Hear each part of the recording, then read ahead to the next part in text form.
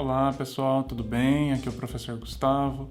Bom dia, boa tarde ou boa noite, não sei em que momento que você está me assistindo. Seja muito bem-vindo para mais uma aula de Física. Hoje nós vamos para a nossa aula 4 desse curso aqui de eletromagnetismo e iremos falar sobre potenciais elétricos. Vou começar essa aula definindo o que é um potencial elétrico e qual que é a sua importância. Aliás, não vou começar definindo, vou começar falando sobre qual que é a importância desse potencial elétrico e vou construir alguns conceitos até a gente chegar no conceito de potencial elétrico e depois visualizar as possíveis aplicações que nós temos, ok? Vamos lá então, pegue seu caderno aí, faça suas anotações, espero que você goste da aula. Um abraço. Bem, deixa eu colocar aqui a minha apresentação.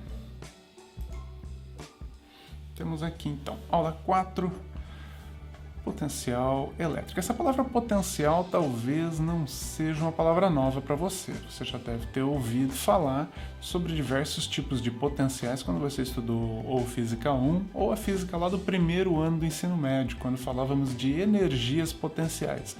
E talvez você esteja se perguntando, será que esse potencial ele é aquele mesmo potencial da energia potencial?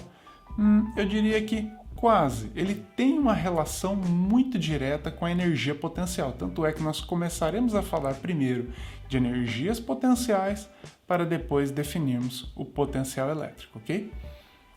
Bem, qual que é a importância disso daqui, né? Um dos objetivos da física ali, como você já deve ter percebido, é identificar as forças básicas da natureza. Identificar forças parece algo bastante importante na física, né? A última força que a gente viu ali foi a força elétrica e vimos como determiná-la por meio de duas formas diferentes.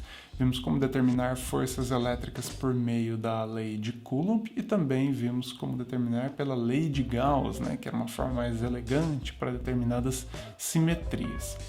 Bem, um objetivo que muitos consideram como secundário, eu acho que a palavra mais adequada seria complementar, é determinar se uma força ela é conservativa, ou seja, se ela pode ser associada a um tipo de energia chamada de energia potencial.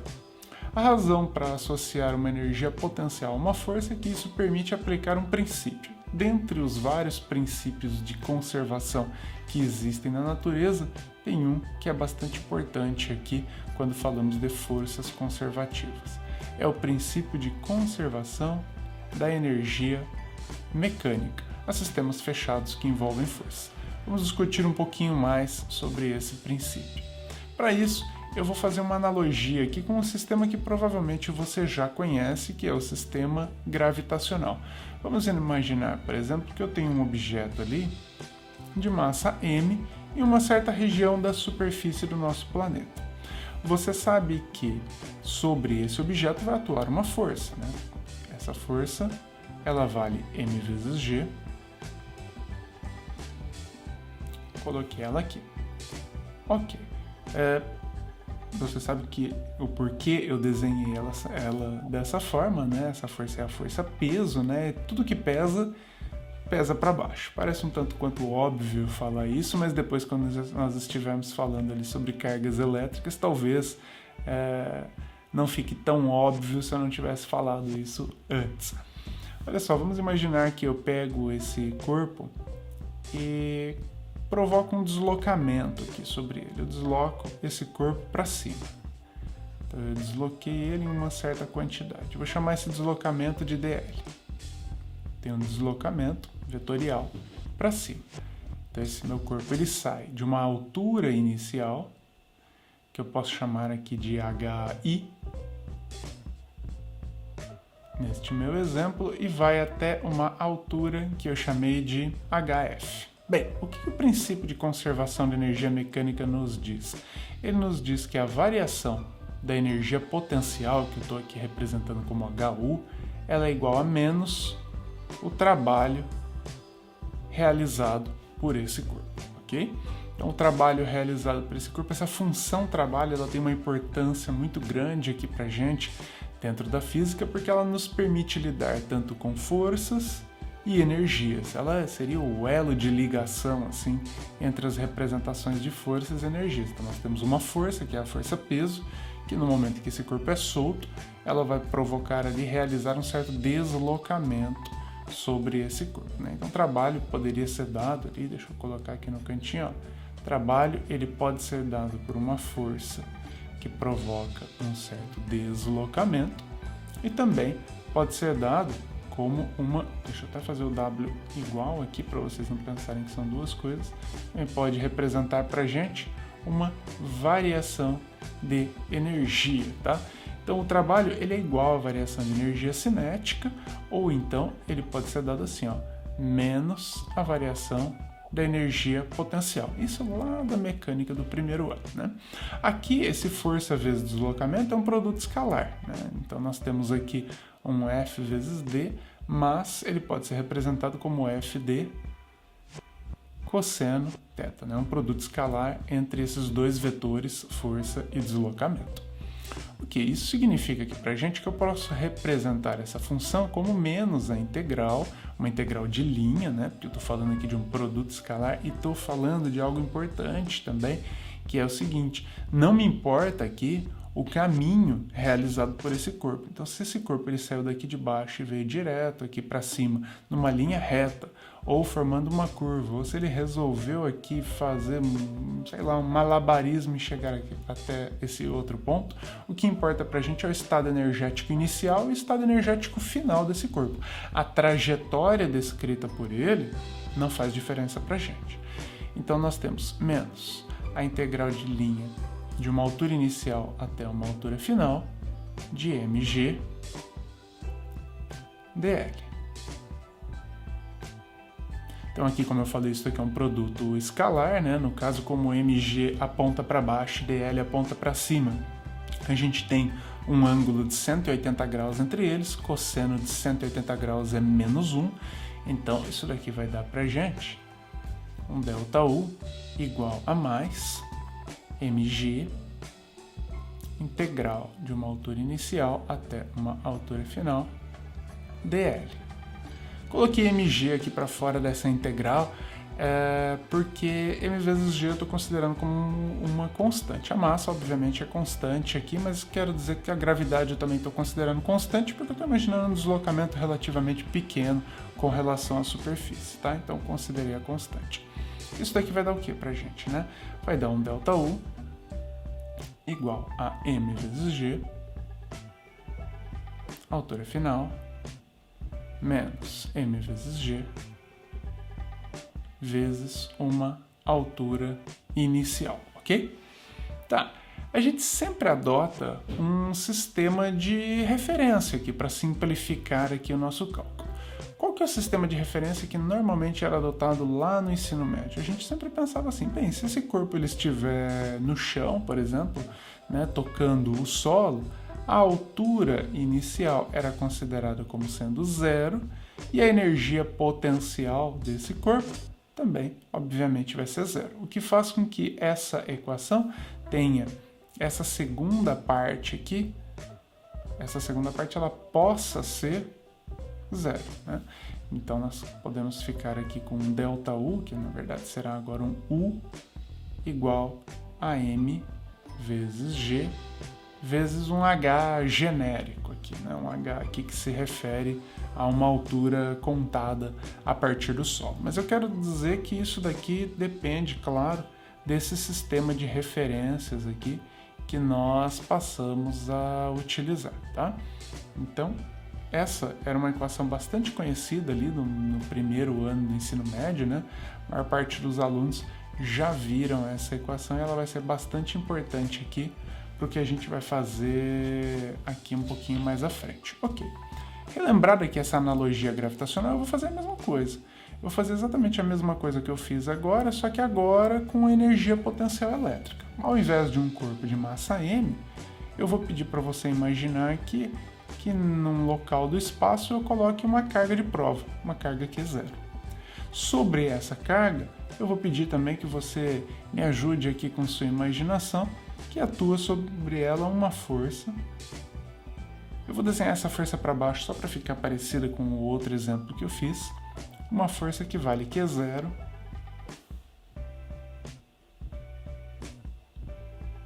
vezes E. E eu vou fazer a mesma coisa que eu fiz anteriormente. Vou provocar aqui um certo deslocamento. dl sobre essa carga, partindo de uma altura inicial, hi, até uma altura final, hf. Vou aplicar exatamente o mesmo princípio. Variação da energia potencial igual a menos a função trabalho, que pode ser representado ali dentro de uma integral para pequenos intervalos, né? Integral, altura inicial até a altura final, são os limites aqui da minha integral, que é 0e dl.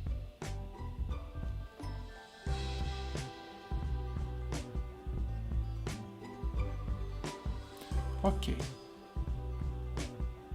Então esse meu ΔU, essa minha variação de energia potencial, ela poderá ser dada aqui por Q0 e altura final menos a carga de prova vezes o campo vezes uma altura inicial. Mesma coisa que eu tinha feito antes, só que aqui com uma diferença, né? Para tentar simplificar aqui essa variação de energia potencial e encontrar uma energia potencial associada a um ponto, isso é bastante importante, eu não falei ali no slide anterior, né? Conseguir associar energia potencial a um ponto do espaço é algo muito interessante para a gente, né? Porque variações são simples de serem calculadas, né? Então você sempre pode obter variações. Mas simplifica muito os nossos problemas a gente conseguir olhar para um ponto no espaço e falar, olha, a energia potencial naquele ponto vale tanto, né? Sem precisar compará-lo sempre com outro ponto. É lógico que essa comparação ela vai sempre existir. Ela depende basicamente de um sistema de referências que você adota. Eu sempre brinco ali no slide passado, né? Vamos imaginar que você tenha ali o planeta Terra e você fale, bem, nesse ponto aqui do planeta, a minha altura, ela vale 0, portanto a minha energia potencial gravitacional ali vale 0. Aí chega alguém aqui, cava um buraco aqui, pronto, né? Foi o seu sistema de referências para o espaço, né? Para o espaço não, para dentro da Terra, na verdade. Olha, agora está aqui o seu sistema de referências, a sua nova altura inicial vale 0 e a sua energia potencial você vai ter que se desdobrar um pouquinho para descobri-la, porque agora você tem massa embaixo e massa em cima aqui da sua Terra. Então, bem, a gente busca sistemas de referências que são mais simples para nós. Essa é a ideia. Por isso que se adota aqui a superfície da Terra como sendo uma altura inicial igual a 0 e uma energia potencial igual a 0. Agora, e quando temos uma carga elétrica? E agora, qual vai ser o nosso sistema de referências, né? Bem, não faz sentido a gente colocar a carga sobre o nosso planeta, né? Porque carga elétrica é diferente de massa, né? Então não faz sentido a gente ter a mesma referência. A referência que a gente vai adotar aqui é a seguinte, né? A gente vai imaginar, deixa eu até colocar aqui, ó, referência.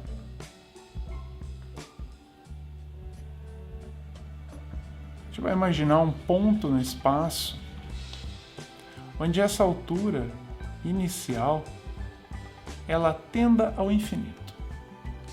Esse é o ponto que eu vou colocar, tá?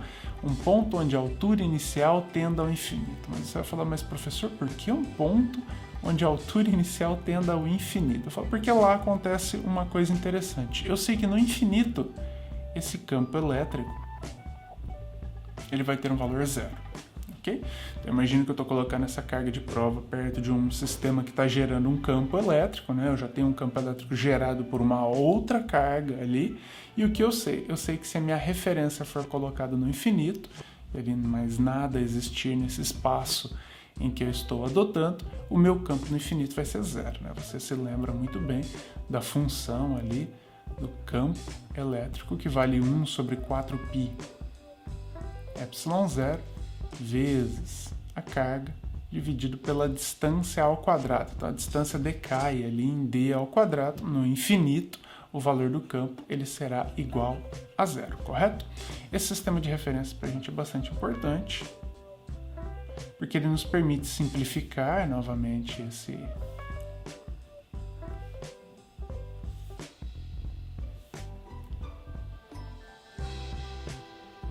esse meu delta aqui, e o que eu vou ter aqui vai ser Q0 e HF menos 0 aqui. Então eu consigo associar uma energia potencial a um ponto do espaço, né? A minha energia potencial aqui vai ser igual a Q0 vezes E vezes H. Essa daqui é a energia potencial elétrica, tá? Bastante importante aqui para nós nesse momento. Legal, então eu consegui criar uma associação aqui e descrever esse sistema de cargas elétricas em termos de energias. Antes eu descrevia ele em termos de forças, né? Olha, puxa mais, puxa menos, a força é mais intensa, é menos intensa, agora eu consigo associar a pontos energéticos. Olha, aqui tem mais energia, aqui tem menos energia, assim por diante. Ok. Chegamos então ao potencial elétrico. O que é o potencial elétrico? O potencial elétrico, por definição, então eu vou colocar aqui, ó, por definição,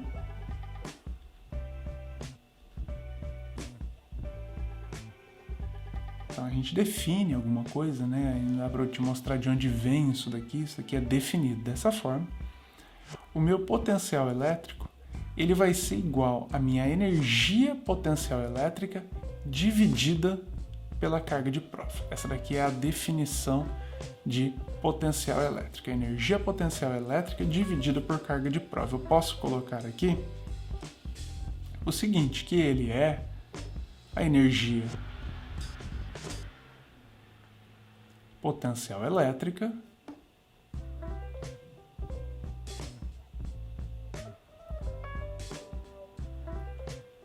por unidade de carga. Por unidade de carga. Ok? Então essa é a definição de potencial. É como se você precisasse, você lembra lá da lei de Gauss, onde a gente buscava não ser dependente ali da carga de prova, né? Ela tinha essa grande vantagem sobre a lei de Coulomb, eu conseguia descrever ali um sistema de força sem precisar dessa definição de uma carga de prova. Aqui o potencial, ele tem mais ou menos o mesmo sentido, a mesma vantagem com relação à energia potencial elétrica, tá?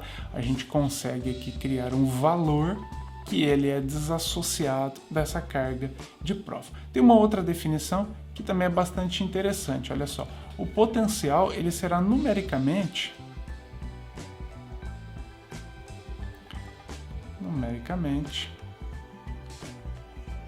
igual ao trabalho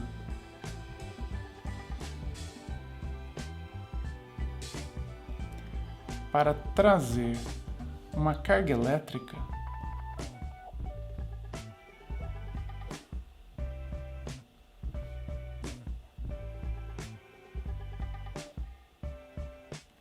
numericamente igual ao trabalho para trazer uma carga elétrica do infinito,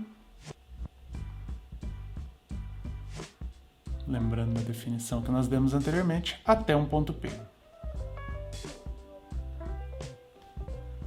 Um ponto P genérico aqui, ok? Então você vai se lembrar aqui de onde veio esse U aqui, que antes o que nós tínhamos era um delta U, né? Também poderíamos escrever isso daqui, ó, a variação do potencial é igual à variação da energia dividido pela carga de prova, e essa energia aqui você se lembra que ela é igual a menos a função trabalho. Dessa forma eu posso chegar nessa segunda definição aqui, ela é o potencial é numericamente igual ao trabalho para trazer uma carga elétrica lá do infinito até um ponto P. O que isso significa, né, professor? Significa o seguinte, imagine que você tenha lá um potencial de 100 volts. O que são os 100 volts, né? Então aqui pela nossa equação, olha só, os 100 volts, eles são 100 joules dividido por Coulomb, né? Então imagine que eu tenha 1 Coulomb de carga. Eu pego 1 Coulomb de carga e traga ele do infinito até um ponto P. Quanto que eu gastei de energia? 100 joules. É essa a ideia do meu potencial elétrico. Isso já me permite até falar sobre a unidade de medida do potencial aqui, já adiantando, né? A unidade de medida do potencial será o joule por coulomb, joule dividido por coulomb, e joule por coulomb é a mesma coisa que volts. Só tem que tomar um certo cuidado para não confundir aqui esse V da variável potencial, tá? Com esse outro V, que é o V da unidade de medida volts, né? Então esse daqui, ó, ele é um volt, e esse daqui é o V que representa potencial elétrico, tá? Eu posso até complementar essa minha primeira definição aqui, ó, como é a energia potencial elétrica por unidade de carga, e colocar aqui exatamente a mesma coisa, tá? Quando uma unidade de carga, ou quando ela é deslocada, eu não vou colocar quando uma carga de prova, quando a carga de prova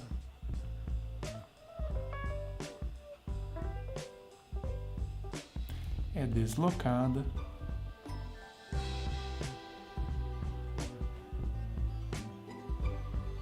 do infinito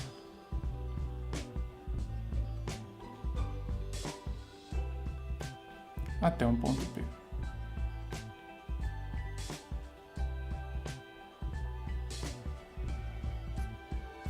Ok? Então, assim, definimos o que é um potencial elétrico, tá? Ele ocorre por definição, a gente não deduz isso daqui de nenhum lugar específico.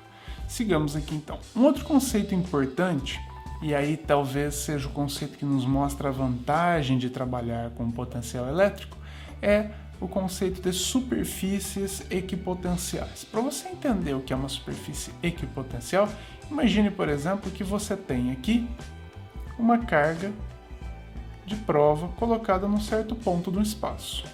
E aí você queira medir o potencial que essa carga de prova provoca num certo ponto P. Então, tem um certo ponto aqui, que está a uma certa distância aqui, certo? E eu quero saber qual é o potencial nesse pontinho.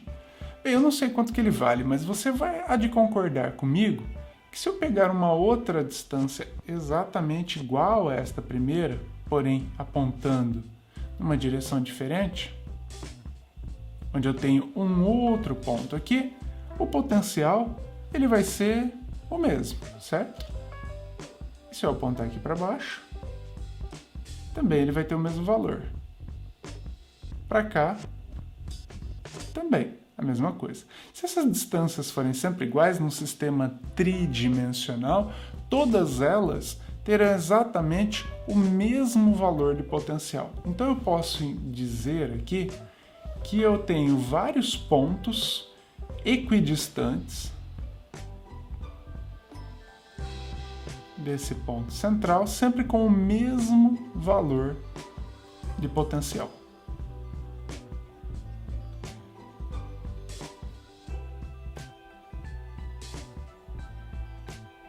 Certo? Ok. Se eu pegar uma distância um pouco maior do que essa primeira, imagine que eu pego uma distância aqui, eu vou ter exatamente a mesma coisa, né? Um outro círculo aqui. Eu não vou conseguir desenhar um círculo nessa mesa digitalizadora. Não vai dar.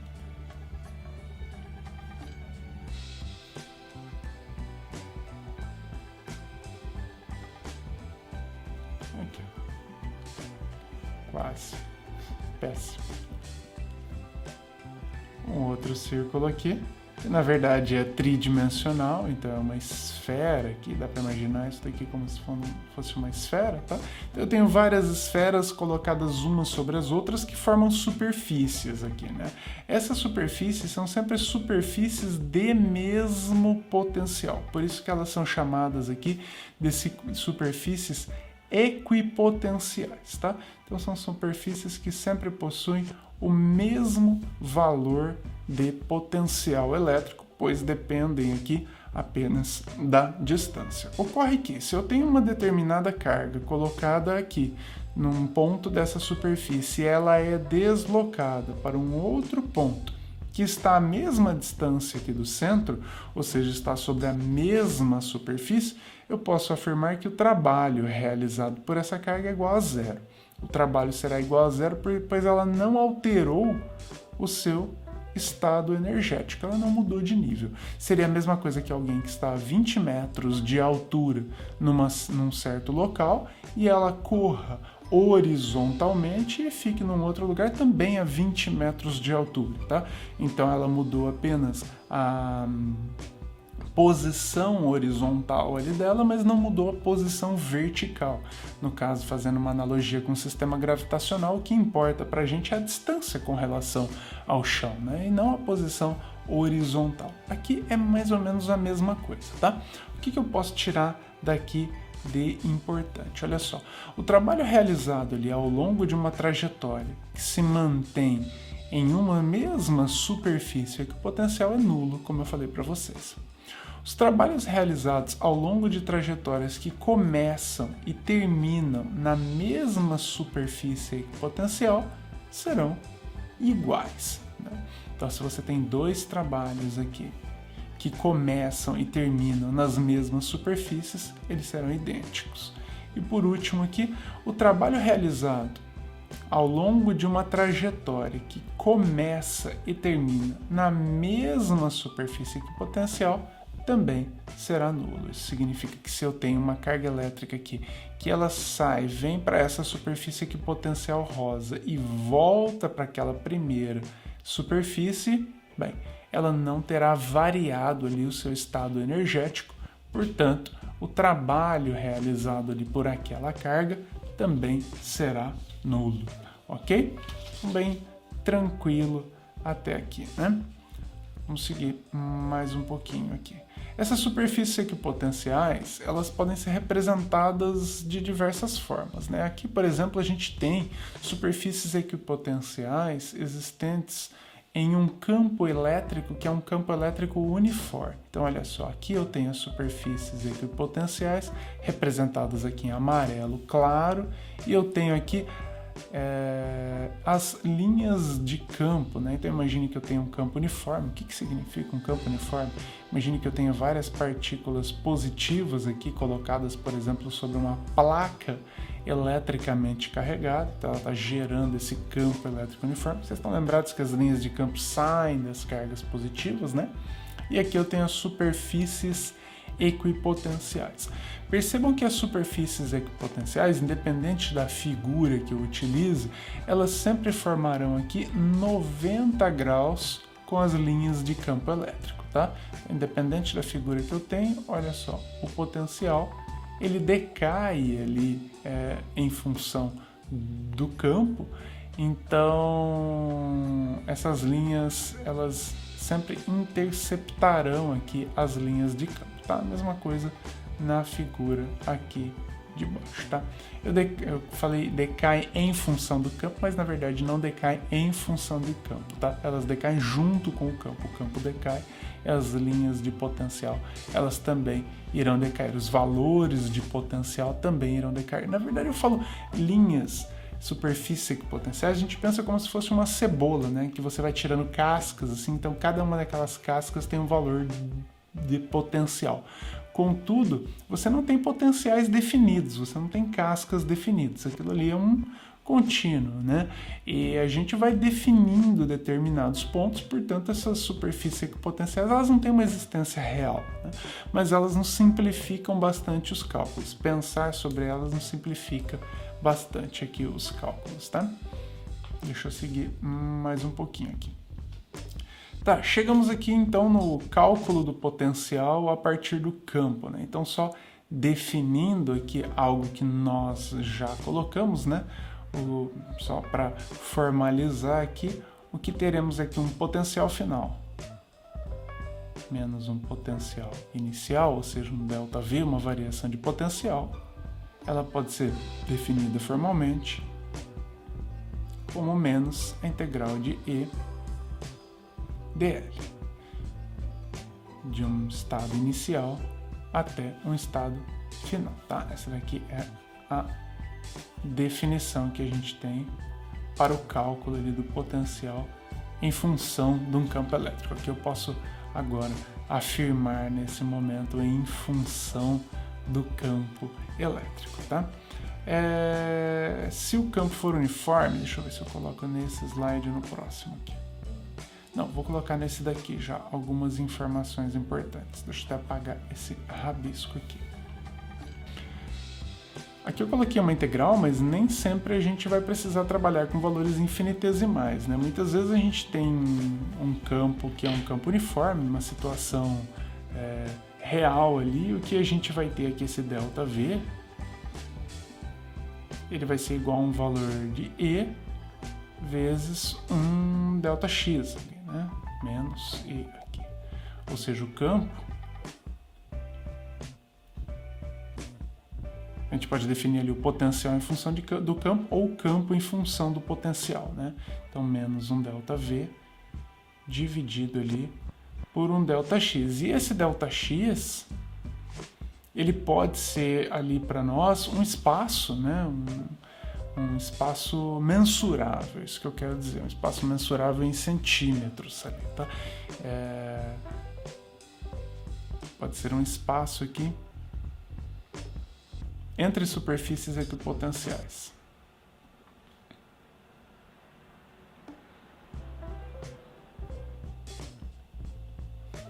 Equipotenciais.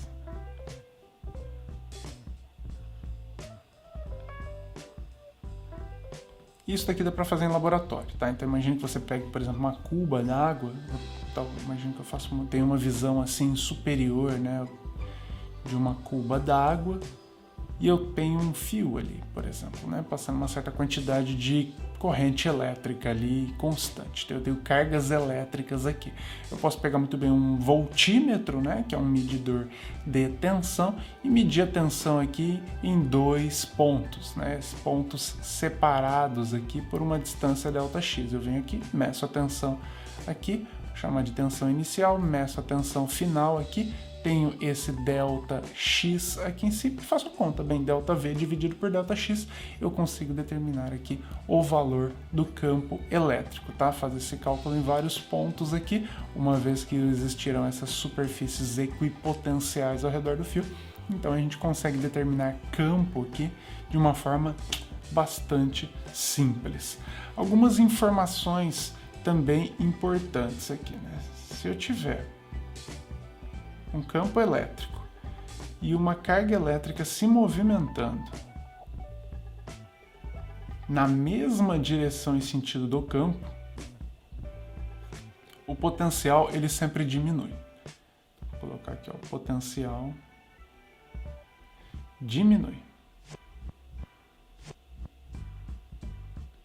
Então imagine que eu tenho ali superfícies equipotenciais aqui, ó. Deixa eu desenhá-las aqui, né? Interceptando, formando 90 graus com esse campo. Essas superfícies equipotenciais elas irão diminuir. Então elas começam lá 100 volts, 90 volts, 80 volts, 70 volts, assim por diante, tá? Isso sempre acontece. Outra conclusão importante aqui, né? Se você tiver o contrário, se você tiver uma carga elétrica se movimentando no sentido contrário do seu campo, o potencial ele aumenta.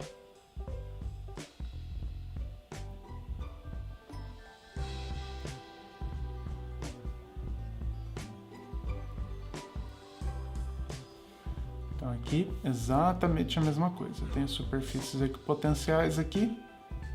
Essa carga vai experimentar sempre um aumento de potencial. Tudo bem? Legal, seguindo mais um pouco então. Vamos para o nosso primeiro cálculo, né? Eu tenho falado de potencial, campo, função do potencial e potencial em função do campo, mas a gente não fez nenhum cálculo exatamente com valores de cargas elétricas e sem depender daquela carga de prova, né, que eu falei para vocês. Então imagine a seguinte situação, né? Eu tenho aqui uma carga elétrica que, aqui embaixo, olha só, ela está gerando um campo elétrico, está saindo dela uma carga positiva, e eu tenho uma carga de prova, tá aqui, que é zero. Né? Eu pego essa carga de prova e saio com ela de um determinado ponto P e subo com ela. Eu vou afastando ela. Esse ponto P está a uma distância R, e eu afasto essa carga de prova até uma distância R que tende ao infinito. Então eu venho com ela aqui e faço essa distância R tender ao infinito, tá? Como já vimos aqui, eu tenho então um potencial final menos um potencial inicial, que é dado pelo trabalho do campo elétrico, né? Aqui eu vou colocar a notação dr, tá? Embora aqui eu não consiga enxergar se é um ds ou um dr, mas como essa distância é r, eu vou colocar dr só para ficar na mesma variável, né? Essa integral ela vai de um ponto r, os limites dela, até o infinito, ok? Aqui, novamente, né, esse e dr aqui, ele é um produto escalar, né? Então a gente tem que lembrar ali que tem um cosseno, tarará. Ok. Mas aqueles dois estão no mesmo sentido. Bem, cosseno de 0 graus, sem problema, vai ser igual a 1. Não vai mudar nada, esse sinal vai continuar negativo. O que acontece? Então, como eu falei, quando R ele tende ao infinito, eu sei que aquele potencial final, VF, vai ser igual a zero, né? Então aquele VF vai ser igual a zero, eu vou ficar com o quê? Eu vou ficar com zero menos o potencial inicial, que agora eu vou chamar como potencial genérico V, né? É igual a menos a integral de E dr, de R até o infinito. Bem, você se lembra que esse campo ele vale 1 sobre 4π ε0 vezes Q dividido por R quadrado, certo? Bem, 1 sobre 4π ε0 vezes a carga elétrica são todas constantes, né? Então eu vou ficar com menos V é igual a menos 1 sobre 4π ε0 vezes Q integral de R até o infinito de 1 sobre R ao quadrado dr. Bem, a integral de 1 sobre R ao quadrado é menos 1 sobre R, né? Menos 1 sobre R. Então eu vou ficar aqui com menos V é igual a menos 1 sobre R, então vai ficar mais 1 sobre 4π ε0. Aqui no lugar desse 1 eu já vou colocar o Q, tá? Tá aqui, ó. Q 1 sobre R. E eu tenho os limites da minha integral ali, de R até o infinito. Ok. 1 sobre o infinito vai ser igual a zero, né? Um número pequeno sobre um número qualquer dividido por infinito vai dar um número que tende a zero.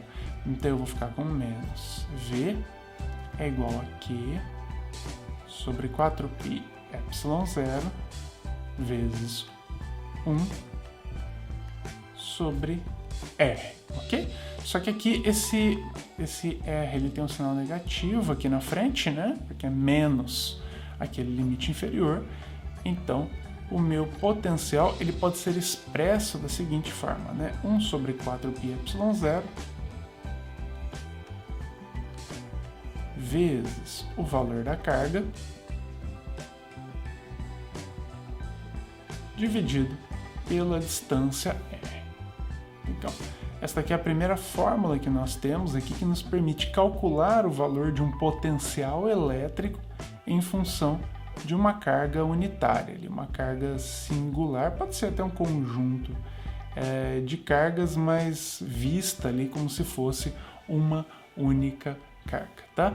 Bem, da mesma forma que nós vimos lá na lei de Gauss, se você bem se lembra, a gente tinha na lei de Gauss daí a força elétrica por uma carga, a força elétrica num sistema binário de carga, não de polo, a gente tinha a força elétrica calculada a partir de um disco, de um anel, então nós tínhamos várias representações padrão assim, que nos ajudavam bastante ali em alguns cálculos, né?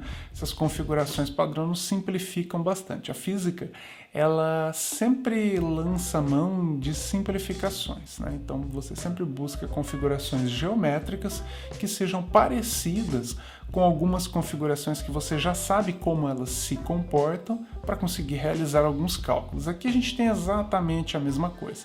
Esse cálculo aqui é o cálculo produzido por uma carga pontual. A gente chega nessa equação. Que conclusão a gente tira de importante a partir daqui? Todos aqueles sistemas, eles possuem cálculos às vezes um pouco longos, como nós vimos na lei de Gauss, mas nós sempre temos conclusões importantes dos seus resultados. Olha aqui uma conclusão interessante. Embora o potencial ele possa ser expresso em função do campo, enquanto o campo ele decai em 1 sobre r ao quadrado, o potencial ele decai em 1 sobre r.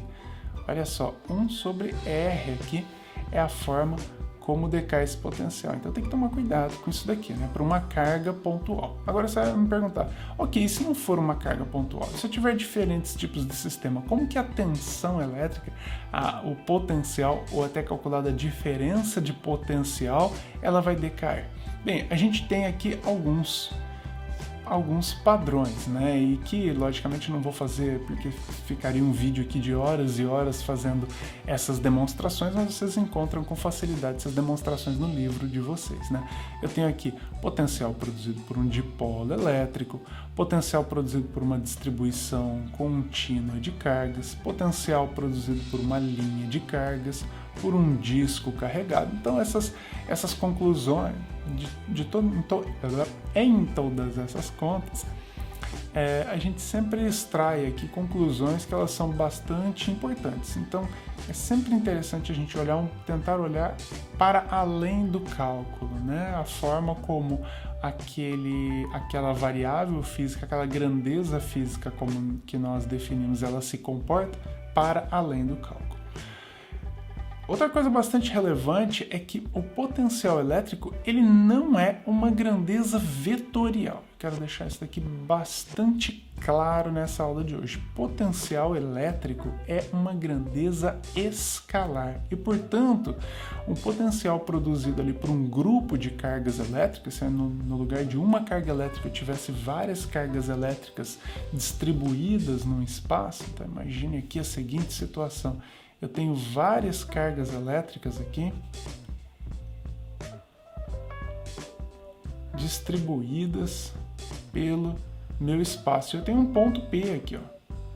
Eu quero saber qual o potencial elétrico nesse ponto P provocado por essas cargas elétricas. Eu não preciso considerar aqui as características vetoriais para fazer essa soma, apenas as características escalares. Então eu venho aqui, faço a conta em função dessa distância, faço a conta em função dessa distância, dessa distância